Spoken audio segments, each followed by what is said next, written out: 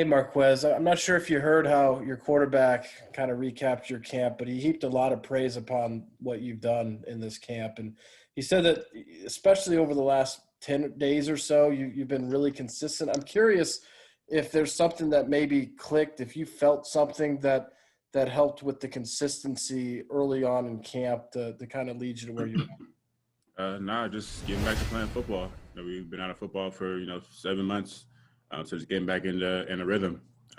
That's pretty much the only thing that's changed.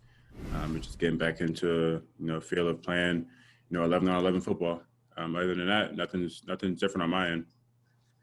Steve McGargy. Just wondering, how much motivation was it for you and the other receivers? I imagine you couldn't help but hear some of the stuff during the offseason about whether the Packers should have drafted somebody, whether they had receiver, whether they should have signed more receivers. How much did y'all kind of take that as motivation to kind of show what y'all could do coming back? None at all, to be honest. It's the NFL. Everybody's good. There's always going to be new players coming in and year out. So no matter if they drafted a guy or they signed a guy or whatever, there's always going to be good players in the league. So they're going to be bringing in guys, every week to replace you. That's kind of how the business is. So, there's no added motivation because they didn't draft a guy or, whatever the case is. Bill Huber. Hey, Marquez. Obviously, you are a big play guy, but you haven't had a lot of them in this training camp, but you've been really, really consistent as far as, like Sunday scrimmage. I think you had 4 third-down catches for first downs. Is there anything you can put a finger on? I don't really know how to answer that question, to be honest. We just haven't had a lot of opportunities. Our defense has done a great job of not letting guys get behind them. So we had to make other plays, shorter down the field. And that's kind of what our focus was. And that's kind of what we did during training camp. Rob Domofsky. Marquez, we obviously all know you can be, a deep ball threat. But as Bill was saying, like the other areas of your game, how much did you work on that stuff to try to become a complete receiver? You always work on everything. It's not like I went home during the offseason and specifically focused on my intermediate and short routes. You work on everything in the offseason. That's kind of my focus was just being an all-around receiver. And it's not like I took a primary focus on those things. I just went home and focused on everything and just wanted to come back a better receiver than I was the year before. Mike Clemens. What's the biggest challenge on the shorter routes over the middle or in the flats? Is it timing? Is it beating the coverage? I wouldn't say there's any particular thing that's tough. It's the NFL. Everything's hard. It's never going to be easy. It's just, getting open and finding those windows. The windows are a lot smaller when you're closer to the football opposed to down the field because there's more time for the ball to be in the air. So, just a combination of a lot of things. Mark Daniels.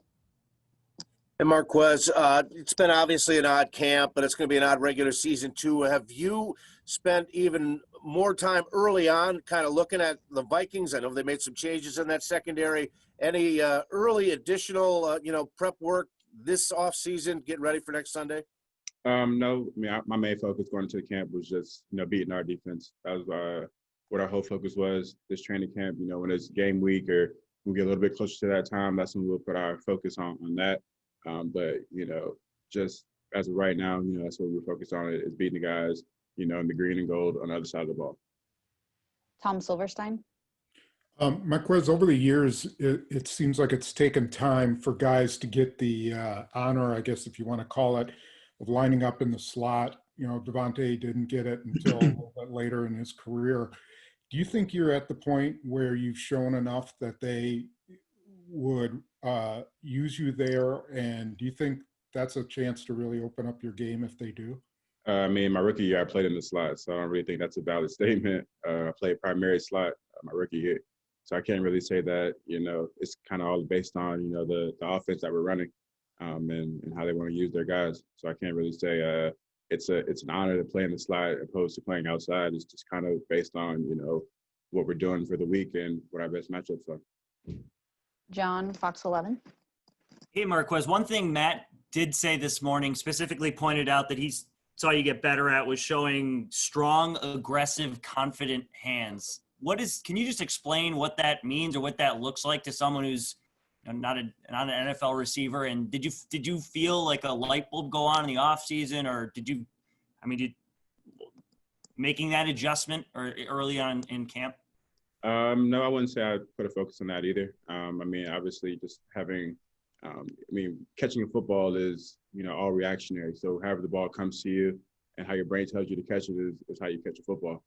So obviously, there's different ways to catch a football. And this camp, I've had more of those catches where I've been able to use my hands as opposed to using my body. So that's kind of just what he's talking about when it comes to just having, strong, aggressive hands and attacking the football. Bill Huber. Marquez, with all the talk about you guys during the offseason, do you feel like people are sleeping on you? I mean, you got Devontae's the route runner, Allen's the big guy. You can obviously get past anybody. Do you feel like people are just missing the boat on what you guys could be? I mean, I've been doubted my whole life, and I'm pretty sure everybody in this room has been doubted. And we'll go out and prove everyone, wrong again. I think we had a really good room last year, did a lot of great things. We don't get talked about enough, but, I think that, the guys that we have in our room are going to go out and be successful week in and week out. I think we can continue to show that. Matt Schneidman. Marquez, kind of off topic, but how many people knew that you were getting your mom that car, and was it tough to keep that a surprise? No one knew besides my dad. My dad was the only person that knew, because he was kind of coordinated for me while I was up here in Green Bay. So I had to have it shipped from, across the country down to Florida. So I had to have my dad, do all that for me. So he's pretty much the only one that knew about it. Ryan Wood. Hey, Marquez, I guess I'm just trying to better understand, because another thing your quarterback said is that you're always going to be the biggest challenge for yourself, and that the fight against complacency is a message that he's had for you, and he thinks that you've done that less, you've been less complacent. So I get that you say that nothing's really changed for you, but how do you think that you've kind of found that place where you are less complacent and reaching more consistency? I mean, I wouldn't say it's a complacency thing. It's kind of more of a just, get into an autopilot kind of thing, when you do the same things over and over again. Not to say you get bored with it, but you tend to put a little less effort into it when you can do it, consistently or do it over and over again. So it's kind of one of those things where you kind of can never get bored with the grind, and just being able to continuously, be the same person every day. I think that's just the difference from, year 2 to year 3 for me. Mike Spofford. And Marquez, two-part question. Getting back to the car thing, how long were you planning that? How long was that in the works? And as far as your training camp goes, was there any conversation, interaction that you had with Jason as your new primary position coach that was particularly beneficial or that stands out to you? I was planning the car thing for about a month. So me and my dad started looking for the car probably a month ago, and just that's kind of what we wanted to do, or what I wanted to do, and he just kind of helped me do it. And then for Braves, he's always been on my side. Even when he was our assistant last year, helping out, he always used to give me tips about how I can be better and how I can work on my game. And he's been doing that since he got here. And so just being able to have him consistently do that, being our receiver coach now, and show me different things about how I can continue to grow as a receiver is definitely helping me out. Bill Huber.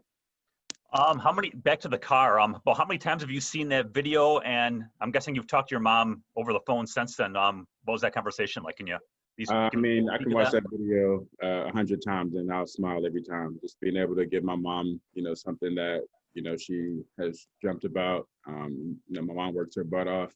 And so just being able to, make her dream come true, because she has never asked me for anything, since I got into the NFL or ever, so she's always been the type to give to me, or whatever I needed, she's going to make it happen.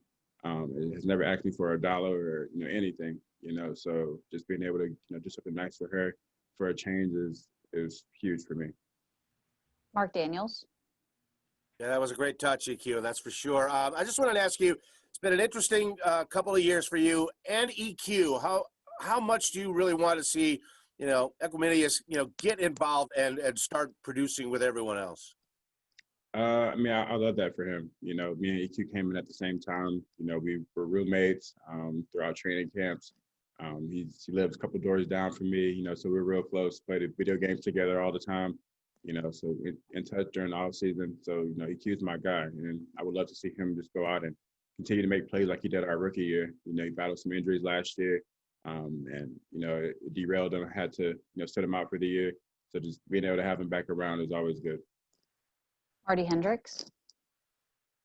MBS, I know you grew up a Larry Fitzgerald fan, Randy Moss. Have you talked to those guys in the off season at all about, elevating your game for this season?